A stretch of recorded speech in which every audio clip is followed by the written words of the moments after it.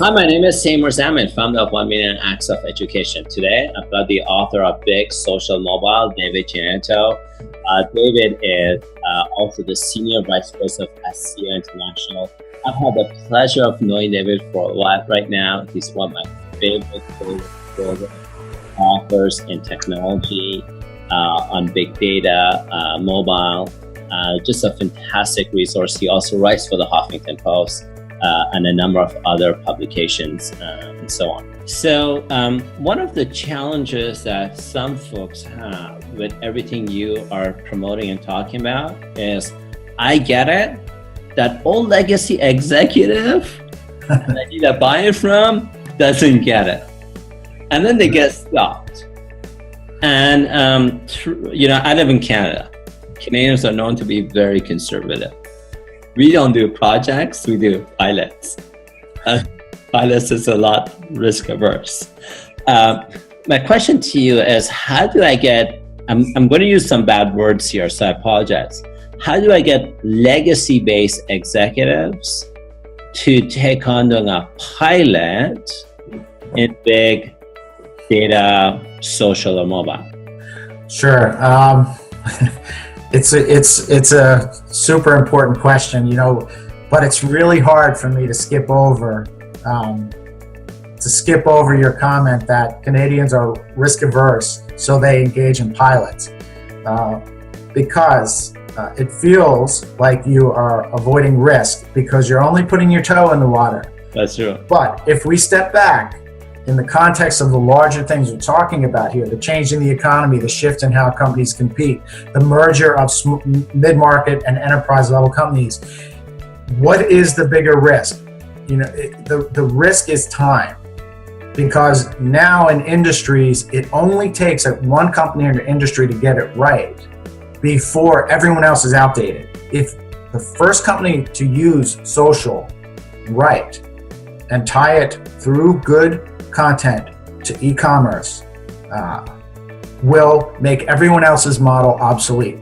So when you engage in pilot activity, you're actually adding another chunk of time before you really do it. You're okay, let's try it out before we really jump in. Why don't we understand the right framework, the right process, and move logically one step at a time, making sure that we get value at each step of the way. A pilot is often viewed as something we're going to do and throw out, and then we're really going to do it. So I think creating pilots is actually it's not risk avoidance. It is actually increasing your risk in the bigger sense, because it puts into your culture this willingness to go slow. But maybe that's just my own personal perspective on it. But it speaks to the larger question you asked, which is how do you get legacy managers to move ahead, right? A legacy manager be right on board with, yeah, you want to try out this big data thing? Okay, let's create a pilot. Show me the way it will look. Let's take 6 months and do that, and then maybe we'll get on board.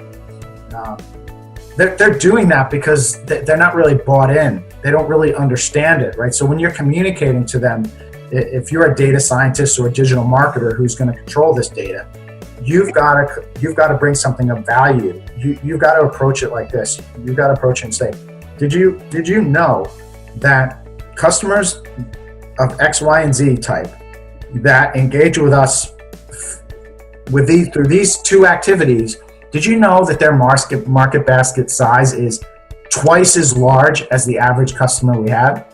And now you got them. What do you mean? Who are these customers? You're telling me you can tell me which are our most valuable customers? Yeah, I can tell you. I can tell you who's going to pay. I can tell you when they're going to buy and how much they're going to buy with certain variables. Wow. What can we do with that? Okay, boss, what we can do is we can go get more people exactly like them, and we can put them through the same activities, and this will increase the average market basket of our company. Can they buy into that? Yes. What they can't buy into is, okay, what we need to do is go out and collect additional data from Facebook, Twitter, the 13 characteristics of Facebook, the 7 of Twitter. We've got to create a shared data pool. We've got to put marketing technology on top of that. Then we've got to do some personalized marketing. They've tuned out. They're gone. it's a different language that you have to speak to an executive. David, I'm going to tell you, I knew I liked you. I didn't know why until just now. I love how you think. Like I asked you a question, and your ability to think. You heard a background concern that my readers, my viewers have, that truthfully, and I'll admit, I didn't hear it, but you heard it in a question that I asked to, it's not about legacy executives moving. They have a concern called risk. And the way you shift them is you ask them these critical, what I call scary questions, or future-based questions. And that's how you get legacy executives to move. And that's why I really like you, because you're super smart. Yeah, no, I appreciate it. Right. I've got, there are a couple comments that people I really respect have made over the years. And sometimes somebody pays you compliment, you kind of step back because you don't feel you deserve it. But one of the guys I really respect a lot said that I take complex things and break them down and make them very practical and something that people can understand. And that was maybe 7-8 years ago. And it was really surprising to me because I really took it as a real compliment, but I kind of feel like, well, okay, now I got to earn that, right? I've got to always be thinking that way and trying to talk that way. So I try to be conscious of making things very real and very actionable when I'm in front of an audience or if I'm writing. And part of that too is the environment I'm in. I mean, at Astia, it's Astia International for a reason, because we have offices all the way across the world: Japan, Australia, Israel, Holland, the UK, California. We're headquarters outside of Philadelphia.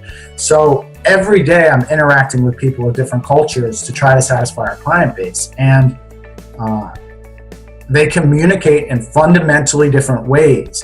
And I'll watch my employees, especially the new ones, get tripped up because they're pulling their hair out. Why are they asking so many questions about this? And I sometimes say, that's the way they communicate there. They are not willing to allow some loose language in a contract the way we are in the US. The customers they're selling to will look at that and go, comma, and other costs. And they will literally say, what other costs? Brilliant. And we don't have an answer for it.